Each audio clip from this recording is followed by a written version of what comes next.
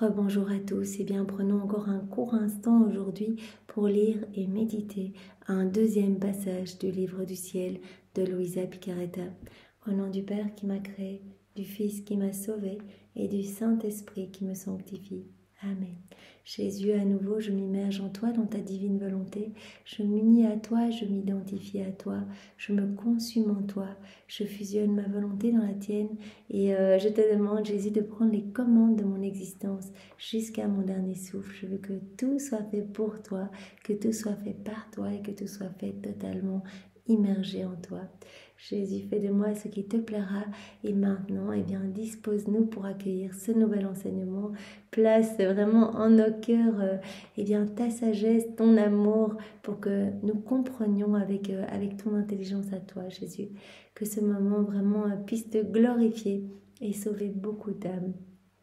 Envoie-nous ton Esprit Saint et parle maintenant à travers ma bouche, que ce moment fait par toi en chacun de nous puisse avoir vraiment des retombées qui te plaisent, qui te glorifient et beaucoup de retour à toi. Merci Seigneur, merci avec tes propres remerciements. Alors le passage que nous allons méditer est celui du 22 décembre 1926, toujours dans le volume 20 et c'est Luisa qui parle. Je pensais au suprême fiat et je priais mon doux Jésus de me donner la grâce si grande de me faire accomplir entièrement et complètement sa très sainte volonté et de la faire connaître au monde entier afin qu'il puisse être réintégré dans la gloire que les créatures lui refusent. Donc Luisa, elle demande de l'aide, elle demande des grâces supplémentaires et des bénédictions pour continuer à faire ses actes dans la divine volonté et de pouvoir offrir des réparations au nom de tous, pouvoir offrir toute la gloire qui est due à la Trinité qui n'a pas été donnée par les hommes, depuis la chute d'Adam. Je pensais à cela et à d'autres choses lorsque mon doux Jésus bougea en moi et me dit « Ma fille, pour quelle raison veux-tu que ma volonté soit faite en toi et connue par tous ?» Et moi, je le veux parce que tu le veux. Donc Jésus pose cette question parce qu'il aime entendre Luisa lui répondre que voilà, tout ce qu'elle veut, elle, c'est faire plaisir à Jésus, c'est le glorifier. Elle ne veut que ce que Jésus veut. Et au plus nous allons être dans la divine volonté, au plus nous allons faire les choses pour faire plaisir à Jésus. Nous n'allons plus demander des petites prières personnelles ou des petites intentions propres à notre entourage, etc. Mais nous allons, par exemple, aller à l'église pour consoler Jésus, pour lui amener de la réparation par rapport à toutes les offenses qu'il reçoit dans le Saint-Sacrement. Nous allons refaire toutes les adorations, toutes les entrées de messe et sorties de messe, toutes les prières qui sont dites, etc. Donc au plus nous allons nous plonger dans la divine volonté, au plus vraiment nous allons ressentir dans notre cœur ce feu divin, en fait, cette vie divine qui va croître en nous et nous allons ressentir le besoin de tout le temps glorifier Jésus au nom de tous, de tout le temps réparer. Chaque fois que nous allons entendre des choses autour de nous, nous allons ressentir ce besoin d'apporter directement une réparation divine à Jésus. Si nous entendons des conversations déplaisantes, ou si nous voyons des comportements indécents, etc., nous allons directement replonger le tout dans l'acte unique et éternel de Dieu pour réoffrir tous ces actes comme autant d'actes d'amour, d'adoration, de louange, de bénédiction. Ça, c'est le travail vraiment de Jésus en nous. Quand il vient s'installer dans nos cœurs, il vient avec tous ses attributs divins et il nous forge, vraiment il nous fait grandir dans cette ressemblance avec lui. Il l'avait dit au départ, au moment de la création d'Adam, créons l'homme à notre image et à notre ressemblance. L'image, l'homme l'a bel et bien gardée, nous avons tous 2 yeux, un nez, une bouche, 2 mains, 2 pieds, etc. Mais nous avons perdu cette ressemblance qui se manifeste dans l'agir. L'agir, normalement, doit être fait en union avec Dieu. C'est pour cela que nous avons été conçus, rester tout le temps connectés à Dieu, dans ce lien vraiment avec Dieu. Et quand nous agissons seuls, depuis la chute d'Adam où l'homme agit dans sa propre volonté, nous avons perdu cette ressemblance parce que nous agissons vraiment dans les ténèbres, dans les noirceurs et nous ne laissons plus la divine volonté opérer et agir en nous. Jésus veut nous redonner cette divine volonté pour que nous puissions être comme des images, des échos de la Trinité, que nous puissions vraiment être à nouveau, comme d'autres Jésus sur la terre. Et donc, vouloir ce que Jésus veut, que vraiment nos prières soient celles de Jésus, que nos réparations soient celles de Jésus, que vraiment que tout ce que nous sommes appelés à vivre ici-bas, eh bien, soit des prolongations de la vie de Jésus, qu'il puisse vraiment utiliser notre humanité comme une extension de sa propre humanité, comme un débordement de lui-même, de sa propre vie. Je le veux parce que tu le veux, répond Louisa. Je le veux pour que l'ordre divin de ton royaume puisse être établi sur la terre. Je le veux pour que la famille humaine ne vive plus séparée de toi, mais puisse être ralliée à nouveau à la divine famille dont elle est issue. Louisa, elle a bien compris que voilà tout ce que veut Jésus. Depuis la création de l'homme, tout ce que veut la Trinité, c'est que l'homme soit complètement imbibé divin, soit heureux, soit rempli des bonheurs célestes. Et depuis cette chute d'Adam, eh bien l'homme est malheureux. Il y a tellement de dépression, de burn-out, de suicide, etc. Parce que l'homme, en fait, est déconnecté de la source. Il faut que nous nous reconnections à Dieu, qui est la source de tous les biens, de tous les bienfaits, de tous les bonheurs. Et cette reconnexion, eh bien, va pouvoir avoir lieu dans cette union, en fait, en nous abandonnant complètement entre les bras de Jésus. Voilà, en fusionnant notre volonté dans la sienne. Vraiment, et nous pouvons à chaque acte demander que le royaume de la divine volonté vienne s'établir sur la terre, puisque c'est ça que Dieu veut pour l'homme, c'est ça le plan. Et donc ce fiat de la sanctification, cette vie dans la divine volonté est l'aboutissement, le parachèvement du fiat de la création et du fiat de la rédemption. Comme nous l'avons vu dans le passage précédent, Jésus n'a fait que cela lors de son passage sur la terre, même si extérieurement il faisait des miracles, etc., etc. À l'intérieur, en fait, Jésus nous reconnaît et nous réhabiliter à vivre dans le royaume de la divine volonté. Toutes ces actions étaient vraiment animées par c'est vraiment ce plan de ramener l'homme à vivre dans la divine volonté. Quand il chassait dans le temple, ces petits marchands, en fait, il chassait ce qui résulte dans nos cœurs de nos volontés propres. Quand il multipliait les pains et les poissons, il multipliait les grâces dans nos cœurs pour que nous puissions vivre dans la divine volonté. Quand il guérissait les aveugles, il guérissait nos yeux, il faisait tomber ses écailles pour que nous puissions à nouveau voir l'amour divin partout dans les éléments créés et nous offrir à Dieu, être dans cette réciprocité d'amour. Quand il guérissait des paralysés, en fait, il nous guérissait, nous, de nos paralysies, de nos lèpres, nous vraiment complètement engorgés dans notre puanteur de notre volonté propre. Ma fille, donc Jésus en soupirant ajouta, ma fille, ta raison et la mienne sont une. Lorsqu'un fils poursuit le même but que son père, voilà, nous sommes appelés à poursuivre ce but de glorifier la Trinité, de donner cette gloire que les hommes doivent et ne donnent pas, et vraiment avoir ce but que le royaume de la divine volonté puisse être vraiment bien implanté sur la terre, comme c'est le cas dans le ciel, que tous les hommes puissent connaître la vie des bienheureux ici-bas. On doit avoir le même but que celui de la Trinité. Ta raison et la mienne sont une. Lorsqu'un fils poursuit le même but que son père, il veut ce que son père veut. Il ne demeure jamais dans la maison d'un autre. Il travaille dans les champs de son père. Et lorsqu'il se trouve avec d'autres personnes, il parle de la bonté, de l'ingéniosité et des grands projets de son père. On dit de ce fils qu'il aime son père. Soyons des fils et des filles aimants, vraiment soyons dignes de cette place que Jésus veut nous donner d'enfants de Dieu, d'enfants de lumière. Et donc vraiment ne travaillons que pour l'avènement du royaume. Comme cet enfant, voilà dans l'exemple de Jésus qui ne travaille que dans les champs de son père, qui ne vante que les mérites de son père, qui vraiment ne se sent bien que dans les propriétés de son père, etc. On dit de ce fils qu'il aime son père, qu'il en est la copie parfaite, que l'on voit clairement qu'il appartient à cette famille, qu'il est un digne fils qui porte en lui, avec honneur, la génération de son père. Portons-nous aussi avec honneur, voilà cette vie divine en nous, soyons des reflets de la Trinité, vraiment devenons des échos de Dieu ici-bas sur la terre. Tels sont les signes montrant que l'on appartient à la famille céleste, avoir le même but que le mien, vouloir la même chose, vouloir la même volonté, demeurer en elle comme en sa propre maison, travailler pour la faire connaître. Voilà comment on peut être des bons fils aujourd'hui, des bonnes filles de Dieu, comment on peut retrouver cette place légitime, en travaillant pour que ce royaume s'établisse sur la terre, en réparant, en bénissant, en louant, en aimant au nom de tous, etc. En vraiment essayant de faire connaître la divine volonté aux personnes autour de nous. Et si l'on parle, on ne peut dire que ce qui est fait et voulu dans notre céleste famille. Si on parle dans la divine volonté, on laisse Jésus parler en nous. Donc on va parler bien de ce qui est voulu par la céleste famille. Cette créature est clairement reconnue de tous côtés et avec raison, justice et droit, comme une fille qui nous appartient, qui est de notre famille, qui n'est pas déchue de son origine, qui préserve en elle l'image, les manières, les comportements, la vie de son Père, de celui qui l'a créé. Donc c'est magnifique, quand on vit dans la divine volonté, Jésus s'installe réellement, ce n'est pas une présence mystique, il est là, il est établi. Quand il est là, bien sûr, son Père est là, l'Esprit Saint est là, donc on va être rempli de l'Esprit Saint, et il vient avec toutes ses œuvres, ses attributs divins, il vient avec son royaume, son trône, il vient avec absolument tout, et il nous transforme petit à petit.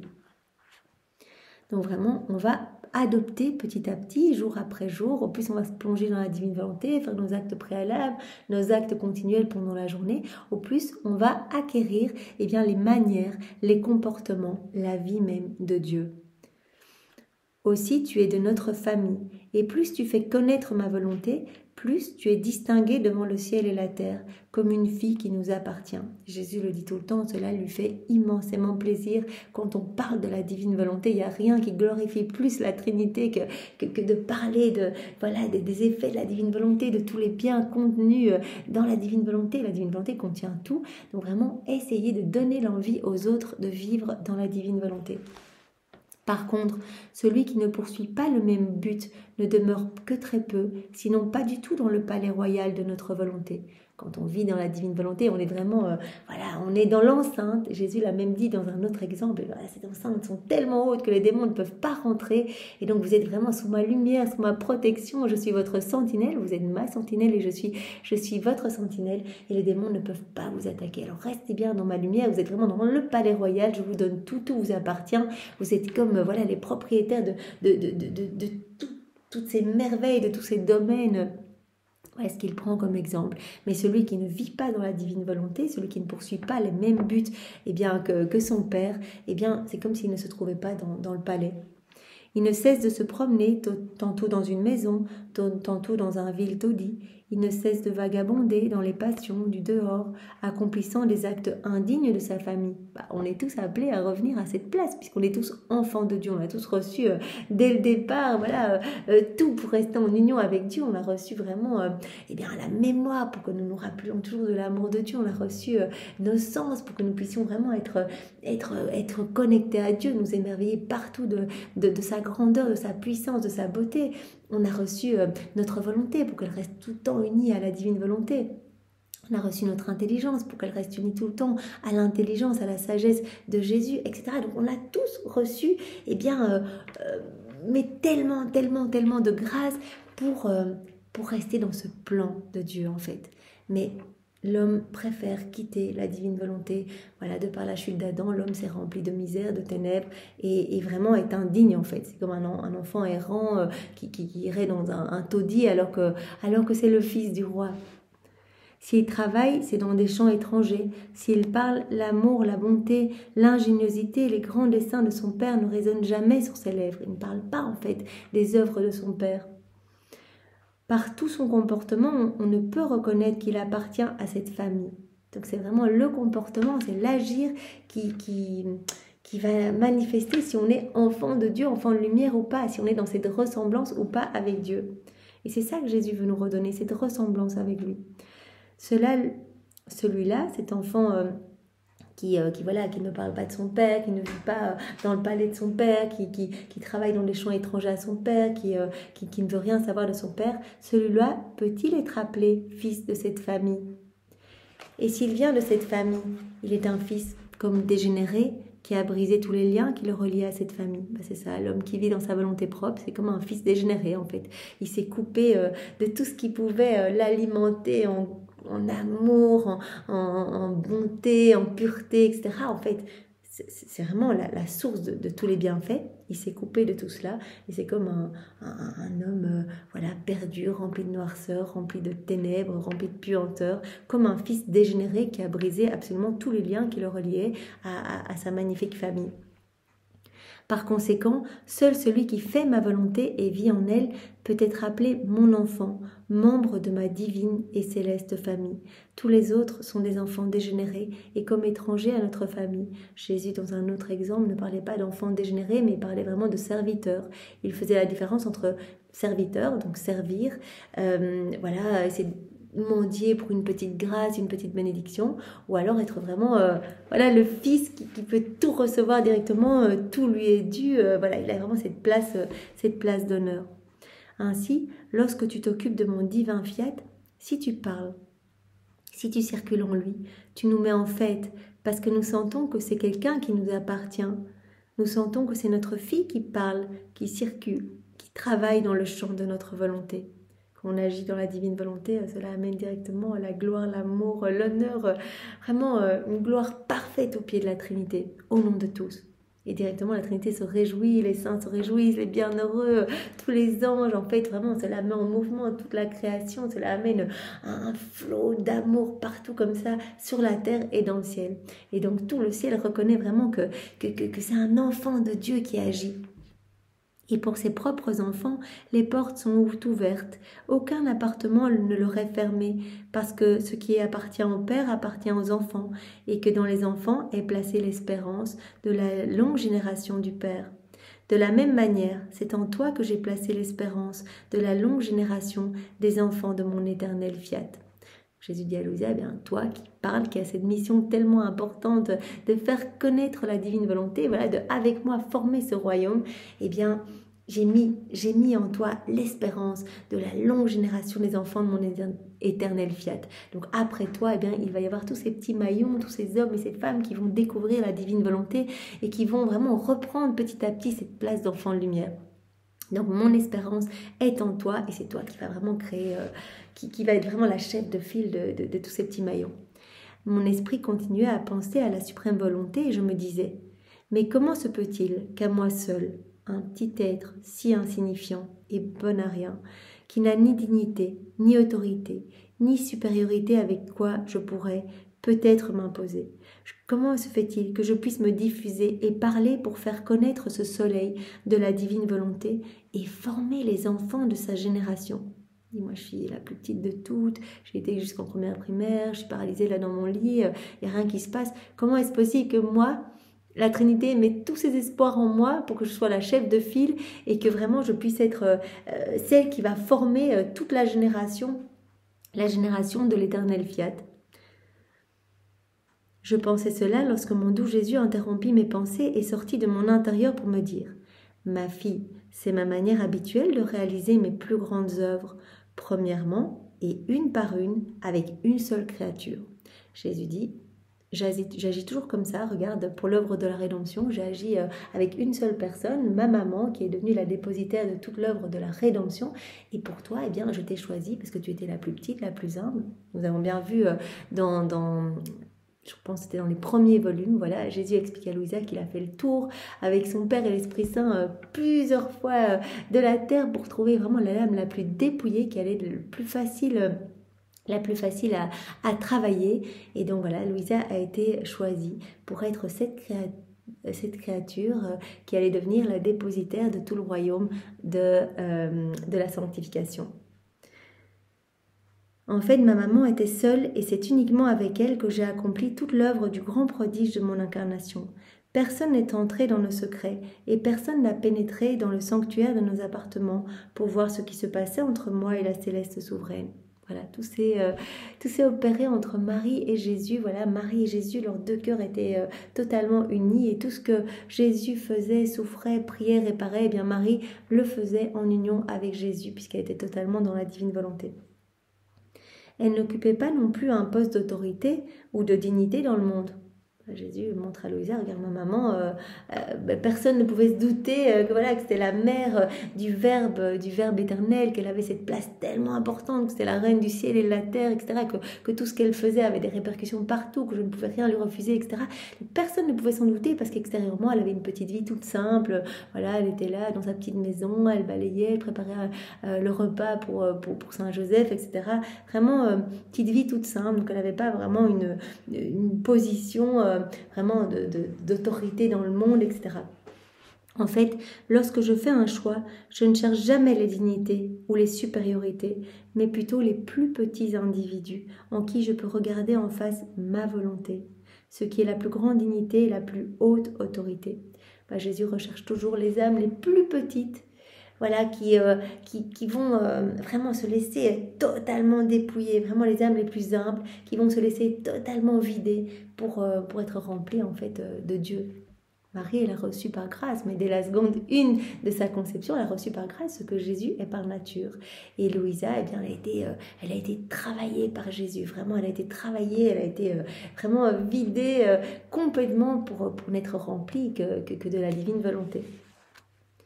Même si elle n'avait ni position, ni dignité, ni supériorité dans ce bas monde, le ciel et la terre reposaient sur la hauteur de la petite fille de Nazareth. Voilà, même si extérieurement personne ne voyait rien en elle, eh bien voilà, le ciel et la terre reposaient vraiment sur elle, reposaient sur la hauteur de la grandeur de son âme, car elle possédait ma volonté, donc elle possédait absolument tout.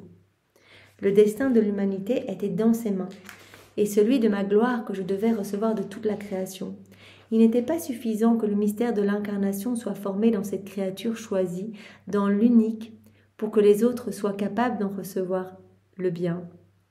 Une était mon humanité, et d'elle est venue la génération des rédimés. Par conséquent, il est suffisant de former tout le bien que l'on veut dans une créature pour en faire sortir la génération de ce bien, tout comme un seul grain de semence suffit pour multiplier par milliers et par milliers la génération de cette semence. Donc Jésus, voilà, dit bien qu'il choisit toujours une âme toute petite, vraiment la plus humble, la plus simple, voilà.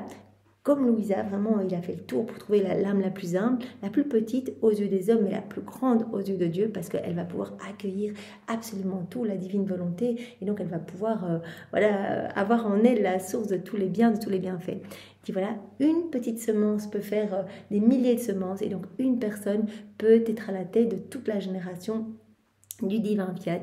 Toi, Louisa, tu es cette personne que j'ai choisie pour être la chef de file. Ainsi, toute la puissance nécessaire pour une vertu créatrice, c'est de former la première semence. Tout le travail de Jésus en Louisa, eh bien, c'est vraiment pour former cette première semence. Une fois formée, elle agit comme la levure pour former la génération.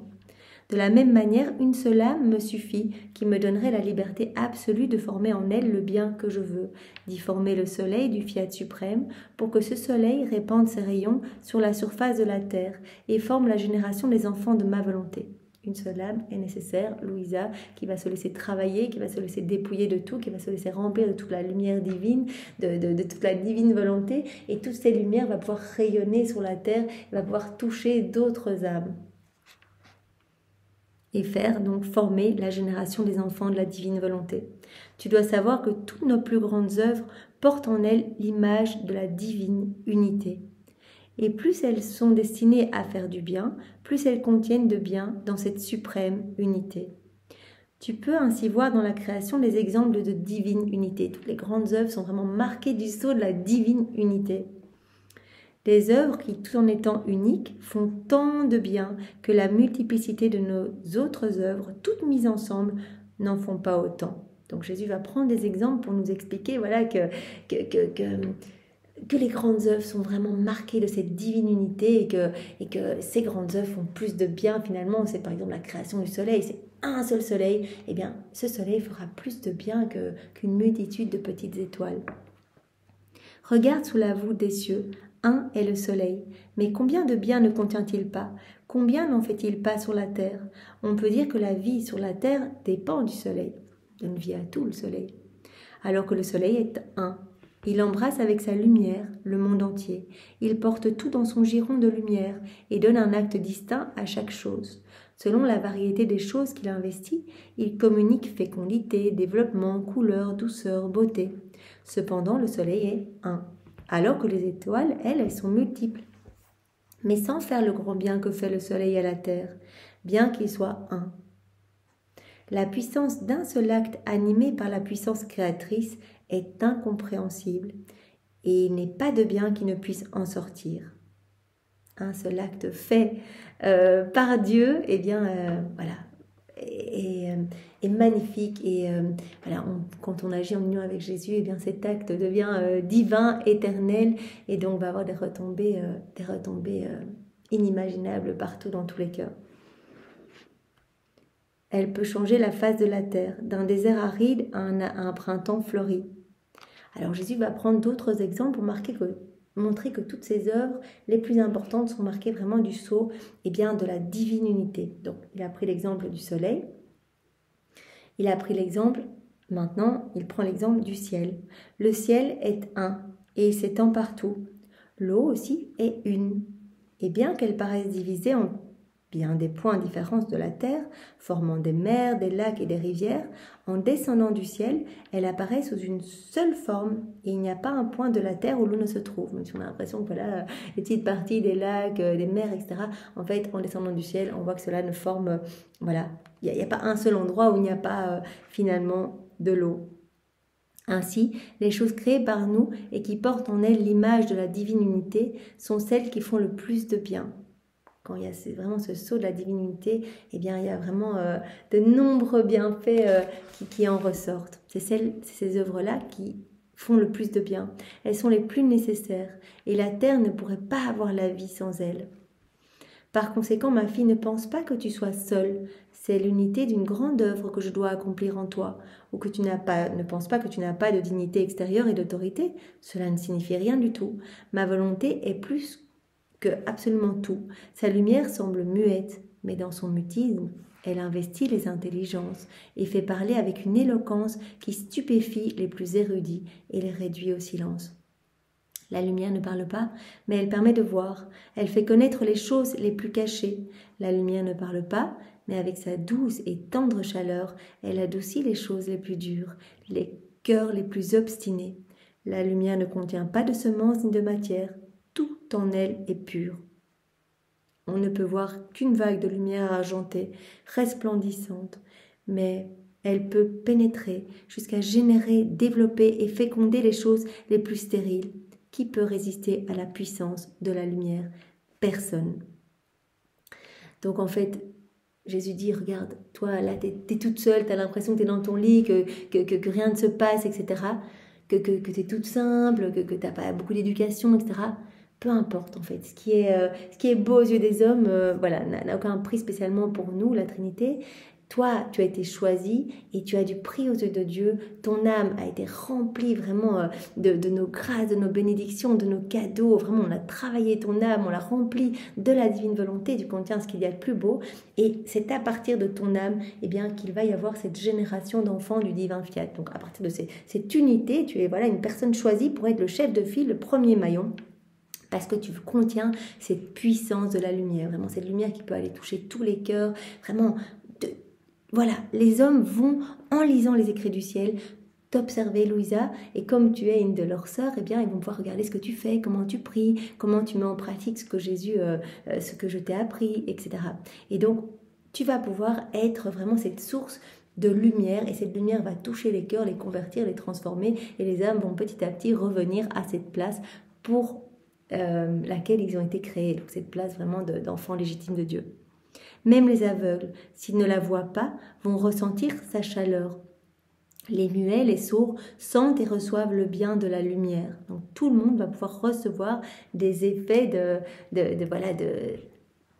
ces connaissances du livre du ciel. Dès qu'une âme découvre quelque chose, cela crée de la lumière dans son cœur qui va être profitable pour toutes les autres âmes.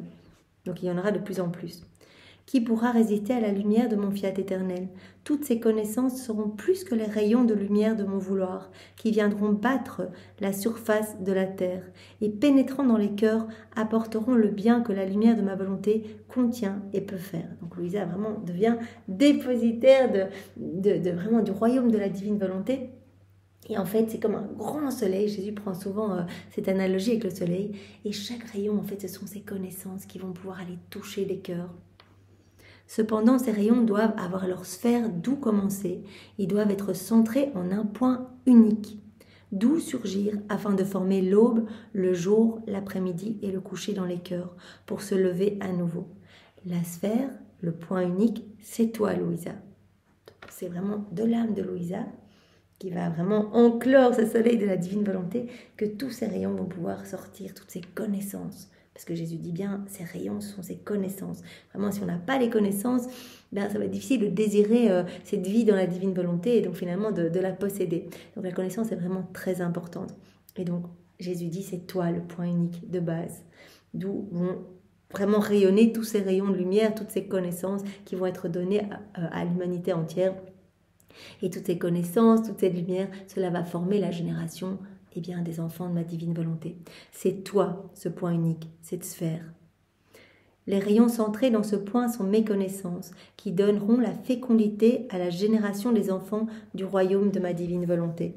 C'est pourquoi je te répète toujours, sois attentive, pour qu'aucune de mes connaissances ne soit perdue. Donc très souvent, c'est vrai que Louisa, elle omet de dire quelque chose, elle dit, oh, mais Jésus, mais ça, je ne sais pas si je dois le dire ou pas.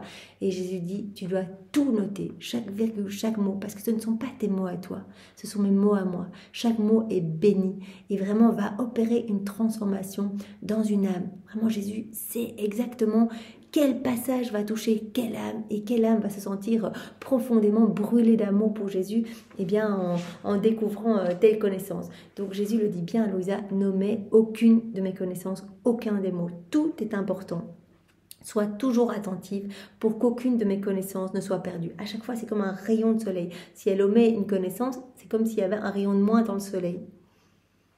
Cela ferait perdre un rayon de ta sphère, et tu ne peux imaginer quel bien il contient, car chacun d'eux contient une spécialité de bien qu'il doit faire aux enfants de ma volonté. Tu me priverais de la gloire de ce bien pour mes enfants, et tu te priverais aussi de la gloire de répandre un rayon de plus de ta sphère. Chaque rayon va toucher et va, en touchant, en transformant une âme, plusieurs âmes, des milliers d'âmes, cela va amener de la gloire à la Trinité. Donc Jésus dit, si tu omets des connaissances, c'est de la gloire en moins que nous recevons et c'est de la gloire en moins pour toi. Alors vraiment, reste attentive et le Seigneur, à travers Louisa, nous demande, nous aussi, de devenir ces petits instruments d'amour à notre petite échelle, à notre petite mesure, de faire connaître, de parler de la divine volonté, même si on a l'impression que c'est pas très bien comment en parler, le Seigneur nous aidera et vraiment cela lui apportera de la gloire et de la joie. Cela mettra vraiment tout le ciel et la terre dans cette joie divine parfaite. Merci Seigneur pour ce nouvel enseignement que tu nous as donné aujourd'hui. Sois loué, béni et glorifié dans ta divine volonté, au nom de tous. Au nom du Père et du Fils et du Saint-Esprit. Amen. Soyez tous bénis. Belle journée à tous. Au revoir.